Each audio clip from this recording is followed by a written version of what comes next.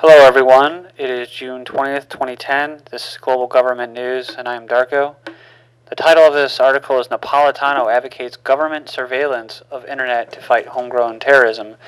This was posted today and it was posted on Infowars.com. And I'm just going to go right into it. It says the underwear and propane and firecracker would-be bomber and a string of dim-witted patsies set up by the FBI were cited by Homeland Security Secretary Janet Napolitano as an excuse to increase government surveillance of the internet. That's right, yeah, I heard his speech from, 2 or 3 weeks ago, where he was talking about, he was using the Christmas Day patsy bomber who was led on by a sharp-dressed Indian man, and the FBI and intelligence agencies later came out and said that he was actually working for them for intelligence gathering purposes. And you just kind of slowly realize that most of this stuff is just all false flag terrorism, and they do that so that they can come up here and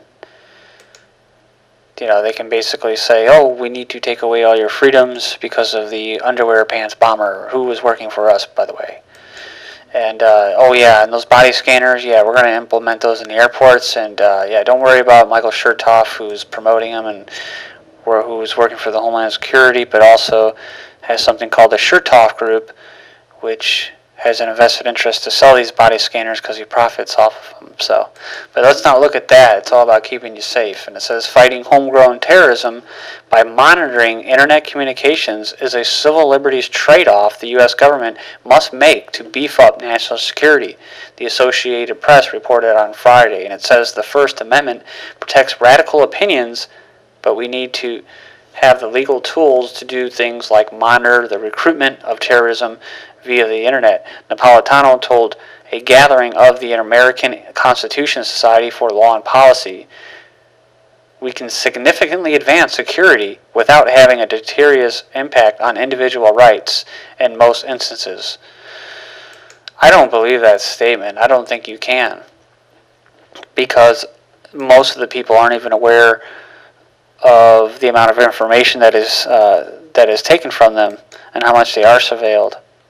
So, I mean, it's really not a big deal to the sheep out there who don't know that they're being watched or listened to. So, I don't buy that. And it says at the same time, there are situations where trade-offs are inevitable. And so this is a completely fascist statement where you just give up all your liberties and all your rights in order to keep safe from this boogeyman that always seems to be there, whether it's communism or terrorism. You're always going to have fascist pigs that are in the government, that are working for the military-industrial complex, that just want to basically control you and treat you like objects and herd you around like cattle. But it says Stuart Baker, former undersecretary for the policy with Department of Homeland Security, claims the Obama administration has shed its, quote, liberal skin and takes a more mature view of the Constitution and the Bill of Rights. So yeah, like I was saying, a fascist, that's basically what it is. It's Obama, who's not really a fascist, or not really a liberal. He's not a neocon or a conservative. He's just a flat-out fascist, and you can have those on both the right and the left, whether they're Bush 1 or 2, Nixon or whoever, right? They're all fascists, just like Lyndon B. Johnson. I don't think he was a liberal, but whatever. It's just... And it says they now appreciate the risk and the trade-offs of much more clearly than when they first arrived, and to their credit, they've adjusted their preconceptions. Napolitano defended the use of airport naked body scanners and claimed she has worked to institute a number of restrictions on the scanners used in order to mollify the public, because the public doesn't want pictures of their naked body or children to be printed off. But they say that they cannot be saved or stored. That's what they keep telling the sheep on the news. It says in February, That's why make sure you pay attention to this statement. It says in February, Gail D. Rawsides of the TSA wrote a letter to Representative Thompson, chairman of the Committee on Homeland Security, admitting images are routinely saved by the machines. So, someone from the TSA wrote Homeland Security and said, hey, these are being saved, and I'm sure the Homeland Security said either chuck that letter in the garbage, or they just wrote him back and said, thank you for telling something. Thank you for telling us something that we already knew. Just go back to your job there, Mr. TSA. Also, in February, Indian film star Shah Rukh Khan had an image of himself produced by a scanner circulated at Heathrow Airport in London.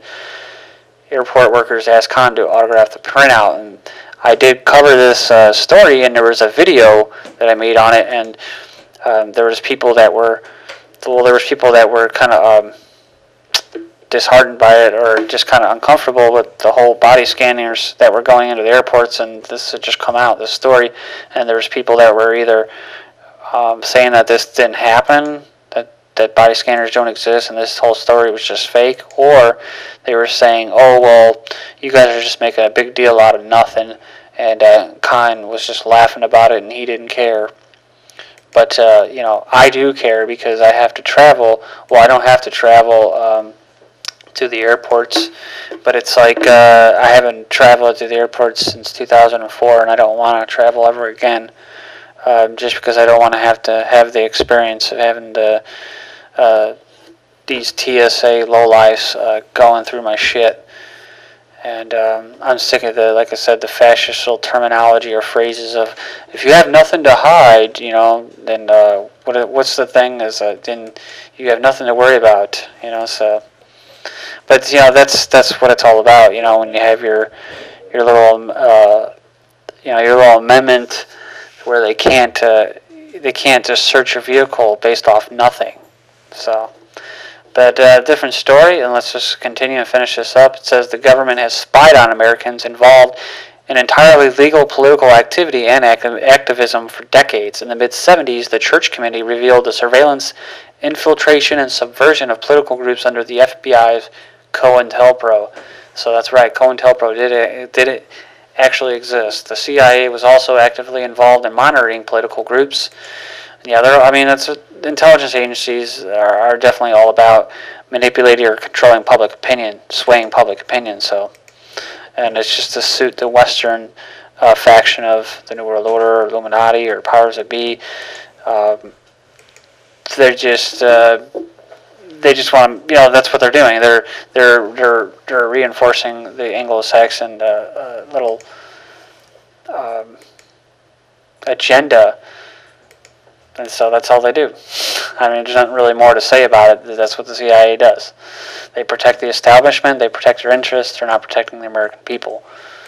It says, although the FBI claims it shut down COINTELPRO in the 1970s, there is ample evidence that the program still exists. In 2006, Mark Klein, a retired AT&T communications technician, said the company routes all internet traffic to the National Security Agency. Quote, this potential spying appears to be applied wholesale to all sorts of internet communications of countless citizens. So it means most companies taking information from all citizens. The NSA has used its Echelon program to intercept radio, satellite, microwave, cellular, fiber optic, including internet communications for years.